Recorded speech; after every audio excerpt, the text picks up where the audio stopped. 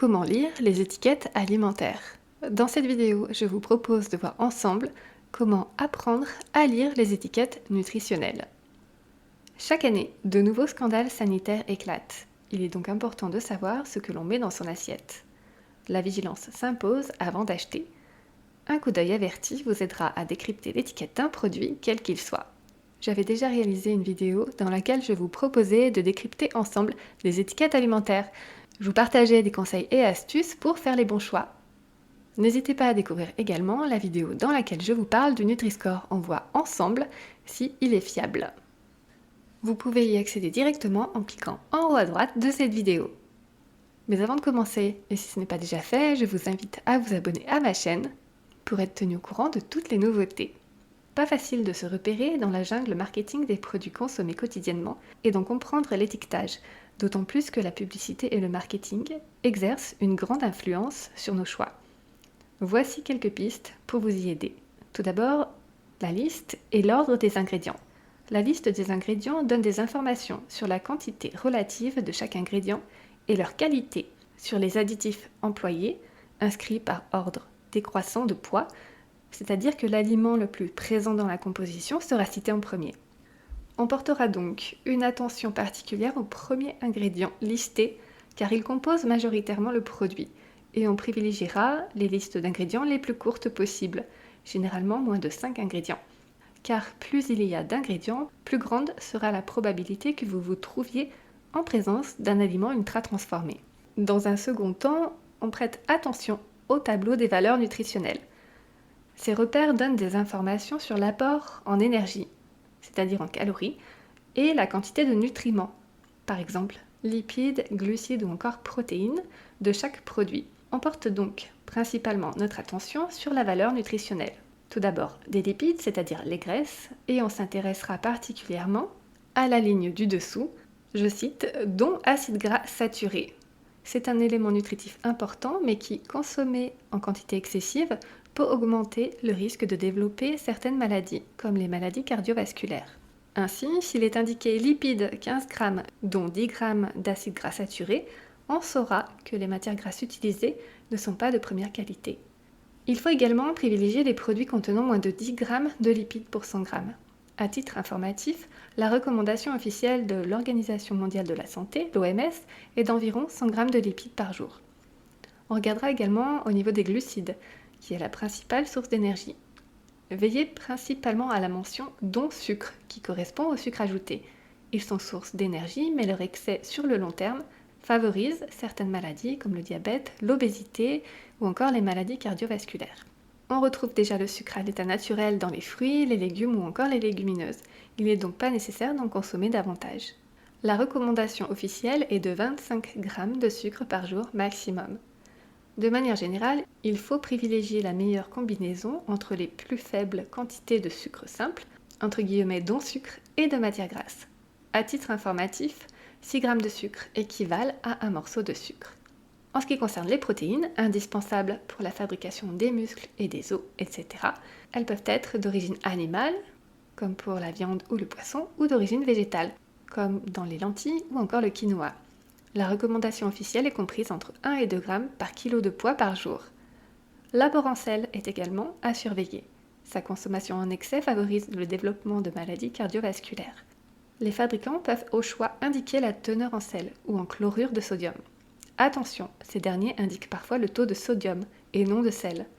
Or, il faut multiplier ce chiffre par 2,5 pour obtenir le taux de sel. L'OMS recommande d'en consommer moins de 5 g par jour. Ensuite, on regarde s'il y a la présence d'additifs, arômes et autres colorants.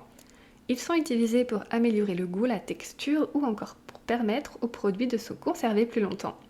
On y trouve des colorants dans la série des E100, des conservateurs dans la série des E200, des antioxydants dans la série des E300, des agents de texture dans la série des E400, des anti-agglomérants, des exhausteurs de goût et divers autres produits dans la série des E500 à E1505. Dans tous les cas, moins il y en a, mieux c'est, car leur présence indique que votre aliment est industriel, ultra transformé et nocif à long terme. On regarde également l'origine et la qualité. Privilégiez les aliments régionaux et biologique. Ne perdez pas de vue que les normes bio diffèrent selon les pays. Et rappelez-vous que vous perdrez assurément le bénéfice du bio si le produit est ultra transformé. Surveillez la qualité des corps gras, huile d'olive ou encore de colza, en priorité en l'état et non hydrogéné. Dans le cas contraire, amidon transformé ou matière hydrogénée, il s'agit d'une concentration de mauvaise graisse, entre guillemets, contribuant à long terme au développement de maladies cardiovasculaires. Sélectionnez les ingrédients naturels, farine plutôt qu'amidon modifié, lait entier plutôt que lait en poudre ou protéines de lait, etc. En ce qui concerne les allégations générales, ce sont les mentions liées à la fabrication du produit. Elles affirment ou suggèrent qu'un aliment possède des caractéristiques particulières liées à son origine, sa nature, sa composition, ses propriétés nutritionnelles ou encore sa production. Par exemple, le mot naturel signifie que le produit doit être issu directement de la nature ou n'avoir subi qu'un traitement léger, par exemple pasteurisation ou refroidissement, mais sans additifs, ni résidus, ni corps étrangers. La mention frais signifie que le produit doit remplir 3 conditions. Avoir été fabriqué depuis moins de 30 jours, présenter au moment de la vente les mêmes caractéristiques qu'à la production, ne pas avoir été conservé grâce à l'emploi d'un traitement, excepté la réfrigération et la pasteurisation, ou par l'addition de conservateurs. La mention fait maison indique que le produit doit être fabriqué sur le lieu de vente à partir des ingrédients de base composant traditionnellement sa recette. Les mentions à l'ancienne ou traditionnelles indiquent que le produit doit être fabriqué selon des usages anciens répertoriés. Il ne doit pas contenir d'additifs. Enfin, la mention du terroir indique qu'un produit est fabriqué à partir de matières premières issues d'une aire géographique restreinte. Concernant les allégations de santé, elles correspondent aux mentions liées au contenu nutritionnel du produit.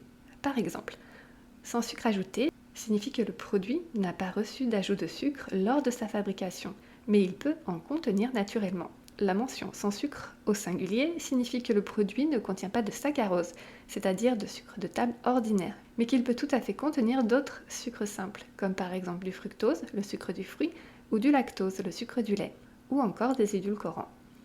La mention sans sucre au pluriel signifie que le produit ne contient aucun sucre simple, que ce soit saccharose, fructose, glucose ou lactose. La mention allégée en matière grasse signifie que l'aliment contient au minimum 30% de matière grasse en moins qu'un produit similaire, mais gare aux produits allégés car, pour remplacer les graisses, les industriels ont recours à de multiples additifs et ingrédients divers comme des amidons, c'est-à-dire des sucres, qui donnent de la consistance au produit, mais qui sont parfois encore plus nocifs pour la ligne que les graisses qu'ils remplacent. Ces produits allègent plus le porte-monnaie que la silhouette. 3 critères à retenir.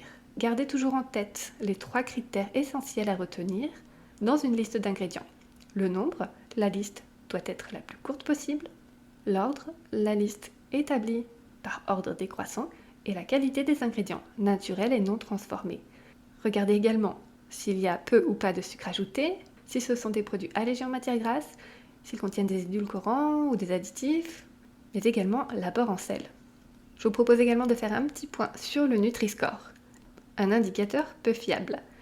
Si le tableau des valeurs nutritionnelles est obligatoire sur les étiquettes de tous les aliments pré-emballés, l'affichage du Nutri-Score reste quant à lui optionnel, c'est-à-dire au bon vouloir des industriels, bien que son objectif soit de favoriser le choix de produits plus sains.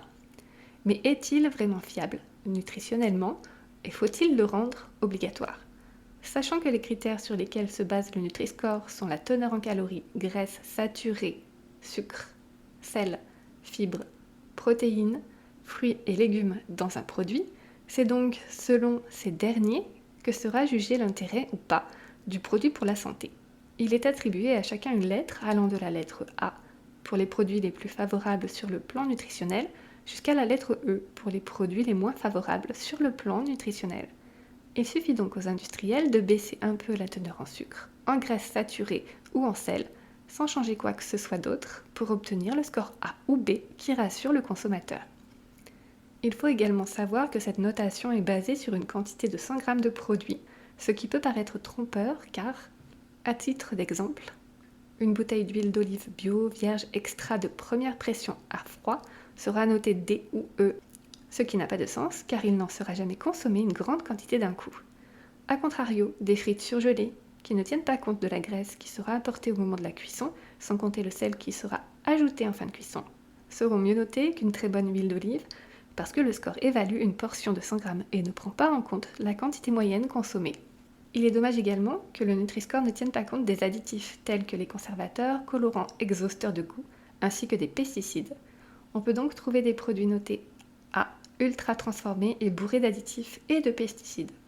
Il y a là aussi peu de chances pour que cette notation aide à vraiment réduire les problèmes de santé tels que l'obésité, le diabète ou encore les maladies cardiovasculaires, parce que même si le taux de sucre, de graisse saturée ou de sel a légèrement été diminué pour obtenir une bonne notation, le produit restera quant à lui ultra transformé, source de nombreux problèmes de santé. L'équilibre d'une alimentation se bâtit donc sur l'ensemble d'un repas, voire d'une journée. Ce sont nos changements de consommation qui pourront contraindre les industriels à modifier la composition de leurs produits en allant vers moins de transformation. Il faut donc rester vigilant et lire en parallèle les étiquettes et notamment la liste des ingrédients qui composent un produit. Le Nutri-Score peut donc s'avérer être un outil pratique pour sélectionner des produits ne contenant pas trop de sucre, de sel ou de matières grasses saturées pour une portion de 100 g, mais il faut retenir qu'il ne prendra pas en compte les additifs et pesticides. Il reste donc un indicateur qui permet d'informer le consommateur, mais il ne doit pas faire oublier le bon sens. Je terminerai avec un rappel en vous disant qu'il est préférable pour la santé de consommer des produits de saison, variés, les moins raffinés possibles, et de préférence bio, du terroir et cuisinés maison. N'hésitez pas à liker et à partager cette vidéo à toutes les personnes que cela peut aider et intéresser. N'oubliez pas de vous abonner à ma chaîne YouTube pour être tenu au courant de toutes les nouveautés et moi je vous dis à très bientôt et d'ici là, prenez soin de vous.